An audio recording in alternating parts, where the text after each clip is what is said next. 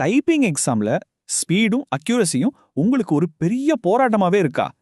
அந்த ஒரு ஸ்கில்ல மாஸ்டர் பண்றதுக்கு ஒரு சீக்ரெட் கீ இருக்குன்னு சொன்னா நம்புவீங்களா? ஆமா, அது தலைமுறையா ஃபாலோ பண்ற ஒரு பவர்ஃபுல்லான உறுதிமொழி. டைப்பிங்ல உங்களை ஒரு எக்ஸ்பர்ட்டா மாட்ட போற அந்த டைப் ஸ்கிரீட் பத்தி தான் நாம இப்போ டீப்பா பார்க்க போறோம். யோசிச்சு பாருங்க, எக்ஸாம் ஹால்ல உட்காந்துருக்கீங்க. கிளாக்ல முள்ளு உங்களை விட வேகமா ஓடுது. உங்க விரலுங்க உங்க கண்ட்ரோல்லே இல்லாம தப்பா டைப் பண்ணுது. ஒவ்வொரு கீயை தட்டும் போதும் மிஸ்டேக்ஸ். இந்த ஃப்ரஸ்ட்ரேஷனோ இந்த டென்ஷனோ உங்களுக்கு நல்ல பரிச்சயமான ஒன்னா?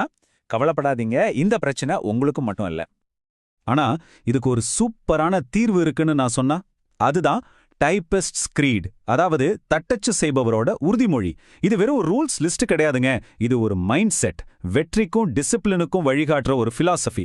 வாங்க இந்த உறுதிமொழியோட ஒவ்வொரு ஸ்டெப்பையும் நாம விரிவா பார்க்கலாம். எந்த ஒரு பெரிய பில்டிங்கா இருந்தாலும் அதோட ஃபவுண்டேஷன் ரொம்ப ஸ்ட்ராங்கா இருக்கணும் இல்லையா? டைப்பிங்ல அந்த ஃபவுண்டேஷன் டைப்ரைட்டர் கிடையாது, அது நீங்க தான், உங்க உடம்பு, உங்க விரல்கள்.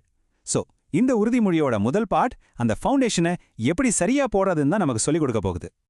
கேட்கறதுக்கு இது ரொம்ப சிம்பிளா தெரியலாம், ஆனா இதோட இம்பாக்ட் ரொம்ப பெருசு. நிமிர்ந்து நேரா உட்கார்றது, அது நீங்க செய்யற வேலைக்கு நீங்க கொடுக்கற ஒரு மரியாதை. இந்த சின்ன ஒரு விஷயம் உங்க மைண்ட் செட்டையே மாத்திடும். ஏதோ கடமைக்கு செய்யறோங்கிறதுல இருந்து இது ஒரு கலைங்கிற நிலைக்கு உங்களை கொண்டு போகும். எல்லாமே இங்கிருந்து தான் ஆரம்பிக்குது. சரி, ஏன் இப்படி நிமிர்ந்து உட்காரணும்? ஒன்று, லாங் எக்ஸாம்ஸ் அப்போ உங்களுக்கு நல்ல ஸ்டாமினா கிடைக்கும்.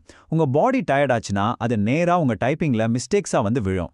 ரொம்ப முக்கியமா உங்க ஸ்பைனல் கார்ட் நேரா இருக்கும்போது உங்க ஃபோக்கஸும் ஷார்ப்பா இருக்கும். பாடியையும் மைண்டையும் ஒரே லைன்ல கொண்டு வரதுக்கான ஃபர்ஸ்ட் ஸ்டெப்பே இதுதான். ஓகே, இப்போ ரெண்டாவது முக்கியமான ரூலுக்கு வருவோம். இந்த ஹோம் கீஸ் இருக்கு இல்லையா, அதாவது A, S, D, F, அப்புறம் செமிகோலன் L, K, J. இதுதான் உங்க விரல்களோட வீடு.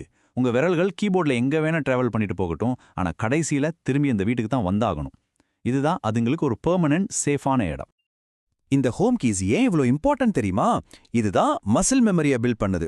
அதாவது உங்க விரல்களே ஆட்டோமேட்டிக்கா யோசிக்க ஆரம்பிச்சிடும்.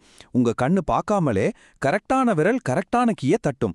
இதுதான் ஹை ஸ்பீட் டைப்பிங்குக்கான ஒரு அசைக்க முடியாத பேஸ்மெண்ட்.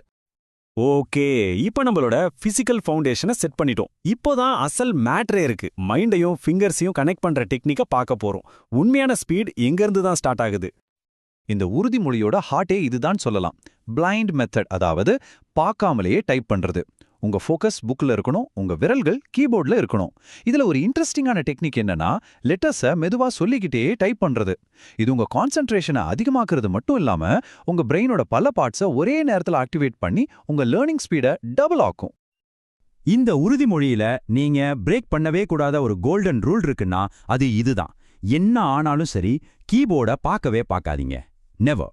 நீங்க தப்பு பண்ணா கூட பரவாயில்ல, அந்த மிஸ்டேக்கை கரெக்ட் பண்றதுக்காக கூட உங்க தலையை குனியாதீங்க. உங்க விரல்களை நம்புங்க. அந்த நம்பிக்கையை பில்ட் பண்றது தான் இந்த பிராக்டிஸோட முழு நோக்கமும். இது நெக்ஸ்ட் லெவல். இனிமே நீங்க வார்த்தைகளை படிக்க போறதில்ல, அதுக்கு பதிலா எழுத்துக்களோட ஒரு தொடர்ச்சியான ஃப்ளோவை மட்டும்தான் பார்க்க போறீங்க. எப்படின்னா, ஒரு மியூசிஷியன் மியூசிக் நோட்ஸை பார்க்குற மாதிரி. ஒவ்வொரு லெட்டரும் ஒரு மியூசிக் நோட். உங்க விரல்கள் ஒரு ரிதமோட டக் டக் டக்குன்னு தட்டும்போது உங்க டைப்பிங்கே ஒரு மியூசிக் மாதிரி ஆகிடும். இந்த ஸ்லைடை பாருங்க, இது அந்த மைண்ட் ஷிஃப்ட்டை ரொம்ப அழகா விளக்குது. உங்க பிரெயின் இனிமே தேங்க்யூன்னு ஒரு வார்த்தையா பார்க்காது.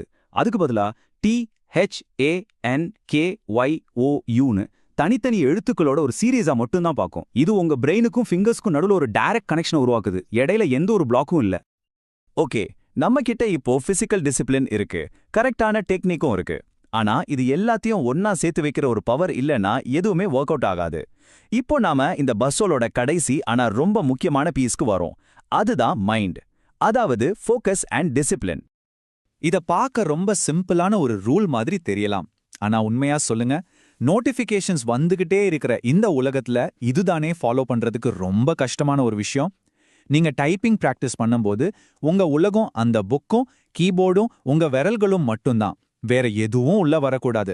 அந்த பிராக்டிஸ் டைமை சுத்தி ஒரு கண்ணுக்கு தெரியாத கோட்டைய நீங்களே கட்டிக்கணும். அப்போ இந்த முழுமையான ஃபோக்கஸை எப்படி கொண்டு வர்றது? சிம்பிளா 4 ஸ்டெப்ஸ். 1, யார்கிட்டயும் பேசாதீங்க. 2, உங்க மொபைல் போனை சைலண்ட்ல போட்டு கண்ணுல படாத ஒரு இடத்துல வைங்க.